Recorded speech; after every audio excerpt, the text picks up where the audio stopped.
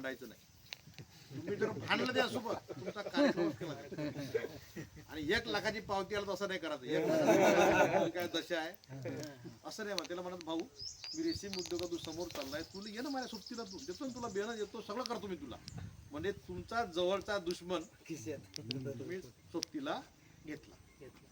त्याला वावरात चाल म्हणलं की तो कधी गाडीवर बसणार, चाल रे बाबा, कारण माझ्या वावरात पाहून येतो काय हाय काय का रोई आहे का डुकरं आले का काही आले का, तू तुझ्या वावरात चक्कर माझ्या वावरात चक्कर मारतो.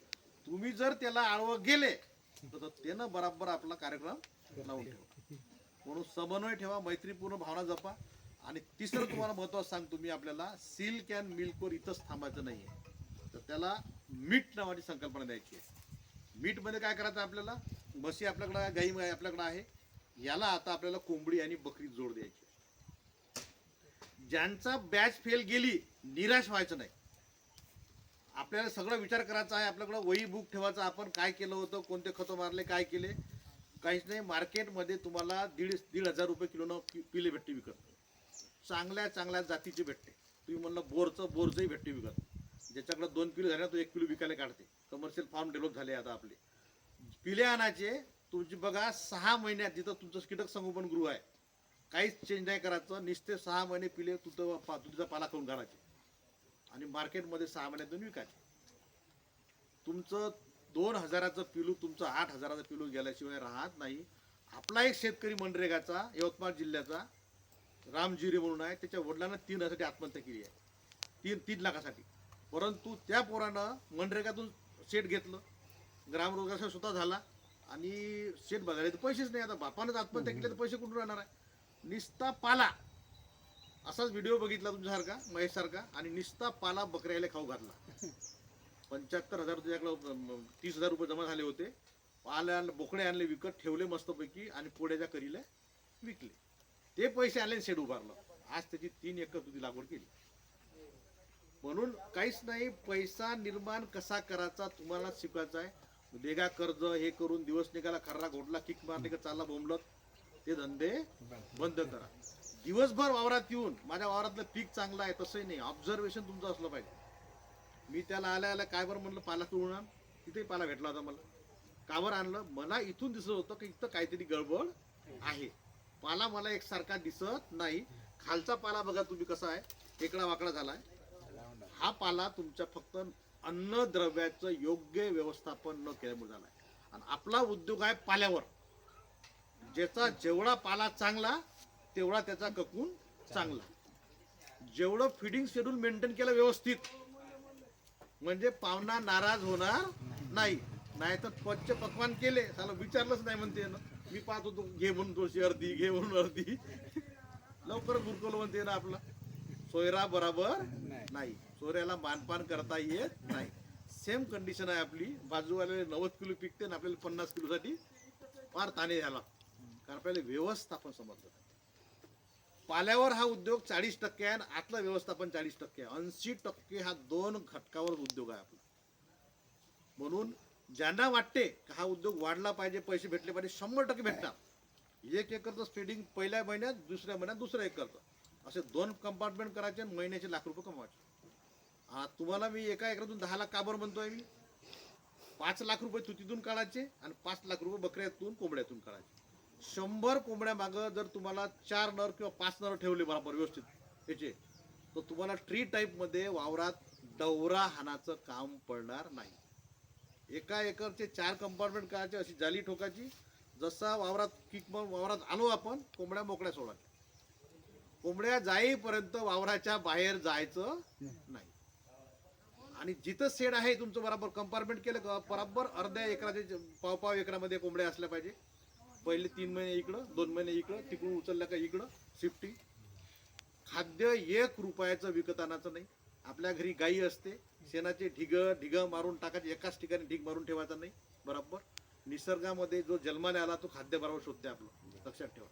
आणि शेण एवढं परफेक्ट आहे तर किडा पडल्याशिवाय राहत नाही. आणि त्या कोंबडीला उकरू बरोबर खाली सवय असते, बरोबर वावर उकरते, वर एकही तण निघत नाही. म्हणजे काय केलं तुमचं, मी खताची मॅनेजमेंट जाग्यावरच केली. कोंबड्याचा खर्च जो आहे तो जाग्यावरच खतम करून टाकला. तुम्हाला काय करायचे, फक्त तुमची ड्युटी चांगल्या प्रकारे निभवायची. 100 कोंबड्या मागं तुम्ही विचार करा, तुम्ही 200 घेतल्या, 100 कोंबड्या खाली आहे, 100 मागं तुम्हाला 100 अंडी भेटत आहे, 10 रुपयाची एकच अंड पकडायचं. आणि ओरिजिनल गावरानी युट्यूबवर तुम्ही टाका, तुम्हाला शुक्रवार आणि बुधवारच 2 दिवस मार्केटला गावरानी अंडे भेटल. अहो तुम्हाला घरी द्यायला लोक येतील. गावरानी अंड याच्याकडे भेटते ना, तुमच्या घरी येतील लोक. 40 किलोमीटर 50 किलोमीटर, आणि एक अंडा विकायला न्यायचं नाही, 100 किंवा 200. प्युअर या पोल्ट्री फार्मचा मॉडेल शुक्रवारच्या या मार्केटला येणार आहे. त्या दिवसा अगोदरच बोर्ड लावून टाकायचं बरोबर. ही जर केलं तुम्हाला कुठं जायचं नाही. आणि दुसरं अजून विक्री जर करायची आहे कोंबड्याची, 2च दिवस विक्री करायची. ज्या दिवशी मार्केट चालते आपलं, ज्या दिवशी लोकांना चालते त्या दिवशी. बाकी दिवस म्हणायचं भाऊ जे मागेल ते मिळेल, बोट दाखव ते तुला काढून देतो, पण रेट तुला हा लागल.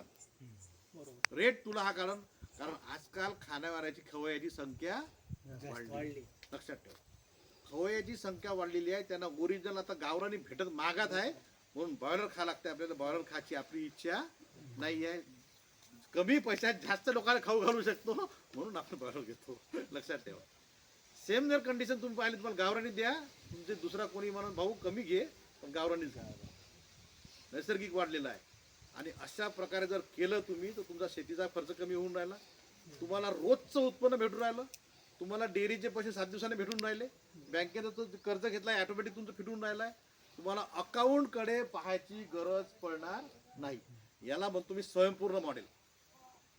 नुसतं तुती उद्योग करून आता इथपर्यंत चालू आपण आता, पण आता आपले पोरं 2 व्हीलरला खटारा फिरणार नाही, त्याला नवीन नवीन बॅटरीच्या गाड्या लागणार आहे. आपणही वय 55 वर्षाचा वर गेले, एखादी 4 व्हीलर आपली इच्छा होणार आहे. हे सगळं शेतीच्या भरोश्यावर मॅनेज झालं पाहिजे. दिवाळीच्या दिवशी आम्ही कोणीच गाडी नाही घेतली, पण 3 कास्तकारांना गाडी घेतली. साहेब स्वप्न पूर्ण झालं, लगेच फोटो टाकले पूजा करताना. गडिलच बदले शेतकरी कुठले रेशीम उद्योजक आहे. 1 एकर कोणी भाऊ सर्व्हिसवर नाही आहे, काही नाही आहे. एक शेतकरी तर जालन्याचा असा आहे, भावाला 16 लाखाची गाडी घेऊन दिली रेशीम उद्योगाच्या भरोशावर.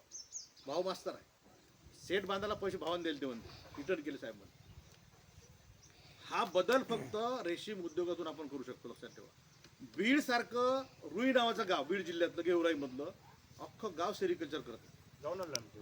तुम्ही धाराशिव मधलं खामकरवाडी बघा, अख्खं गाव सेरिकल्चर करतं. खामकरवाडीमध्ये तुम्हाला सिंगल मजली घर भेटत नाही. बसोबाची वाडी पुणे जिल्ह्यातलं गाव आहे, त्या गावात बाजरीशिवाय काही पिकत नव्हतं. बाजरीशिवाय आज अख्खं गाव सिल्क अँड मिल्क करतं. अख्खं गाव डबल मजली घर बांधता येत नाही, तसं देवीने सांगितलं पण ते आम्हाला, देवीच्या कळसाच्या वर, म्हणून आमच्याकडे सिंगल मजली आहे म्हणते साहेब. बघा देवीचा कळस आमच्या याच्यापेक्षा हे आहे म्हणते, आम्ही बांधणार नाही म्हणते साहेब. याच्यामध्ये घर मस्त बांधले. ओ गव्हर्नमेंट सर्वंट एवढं बांधू शकणार नाही, एवढं चांगला शेतकरी घर बांधून राहिला. लक्षात ठेवा. कशा भरोशावर? फक्त रेशीम उद्योगाच्या भरोशावर म्हणे साहेब, दुसरं आमच्याकडे काहीच नाही म्हणे. आज खामकरवाडीमध्ये जर पाहाल तर फटाक्याचे बारूद भरायला लोक कामाला जात होते. बीडचे रुई गावातले लोक हमाली करायला जात होते. आज उलटी गंगा व्हायला लागली. 500 लोक त्या गावात येऊन काम करून राहिले. बेंगलोरचा व्यापारी भाड्यानं रूम करून त्या गावात राहून राहिला. कशामुळे झालंय हे? तुम्ही आम्ही सगळा बदल करायचं ठरवलं म्हणून झालं. एकट्या रेशीम विभागाने नाही केलं. परंतु म्हणून म्हणतो बदल हा स्वतःपासून सुरुवात केली पाहिजे. बदल हा स्वतःपासून केला पाहिजे. स्वतः रोल मॉडेल म्हणून शेतकऱ्यापुढे आलं पाहिजे. हे बघा, शेतकऱ्याच्या घरात जन्माला आलं म्हणजे कष्ट आपल्या वाट्याले आले. ते वेगवेगळ्या पद्धतीचे असो, लक्षात ठेवा.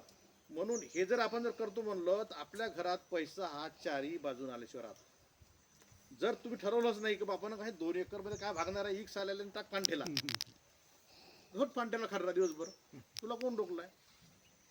बापाने तुला मालक केलं होतं, तू लेबर म्हणून काम करतो म्हणलं तर कर ना बाबा तू.